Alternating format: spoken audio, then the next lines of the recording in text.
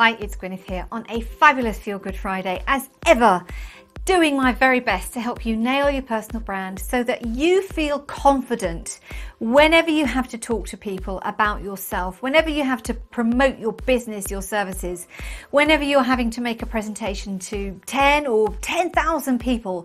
I want you to feel really good about yourself.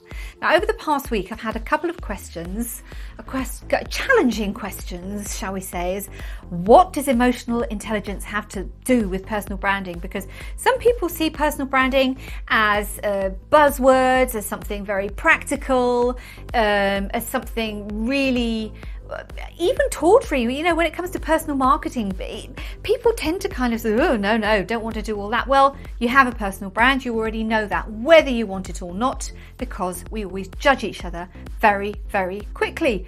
We do, don't deny it. You judge me every time you watch a video. You judge people in your family, your friends. We all judge each other. So what does emotional intelligence have to do with personal branding? Well, this week I have been thinking a lot about what my definition of emotional intelligence is, because of course, you know, there are books about it. The famous Daniel Goleman who talked about what it is and built up his model, his concept. And what I've come up with, though, is my definition of emotional intelligence is personal branding for the soul. Because the personal branding, the work that I do with my clients, the work that I do to help people such as yourself really succeed, really step into their magic, step into their strengths, step into their dreams, the goals, everything that they want to achieve.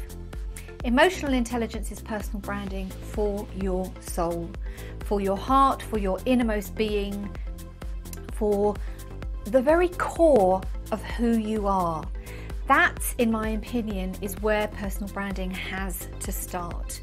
Now, coming back to Daniel Goleman, his model of emotional intelligence begins with self-awareness and then self-management. So if you think about where your personal brand is in the context of self-awareness, a lot of people step back and say, like I said, whoa, no, personal brand, no, can't be doing that kind of thing. That's way too, you know, that's a load of rubbish. That's not being authentic. That's not being aligned.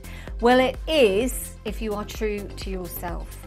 And then self-management, the second step of Daniel Goleman's model of emotional intelligence, is very much about you then taking the decision, taking control, taking ownership of your personal brand to be able to then promote that to whoever you need to promote it with.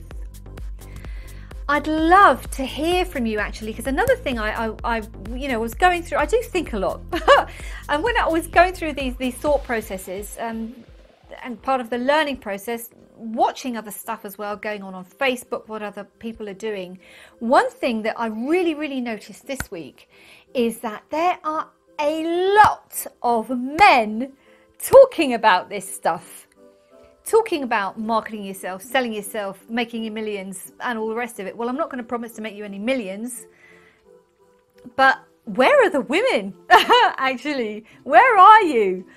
Please, get in touch, leave a comment, send me a message if you don't want to leave a comment, but I'd love to know whether you think personal branding is important to you. And I'd love to know what you consider to be potentially blocking you from actually being one of the hundreds of thousands of people on Facebook talking about this stuff. Come on, ladies, where are you? I wish you a fabulous Feel Good Friday, an amazing weekend. Loads of love and bye for now.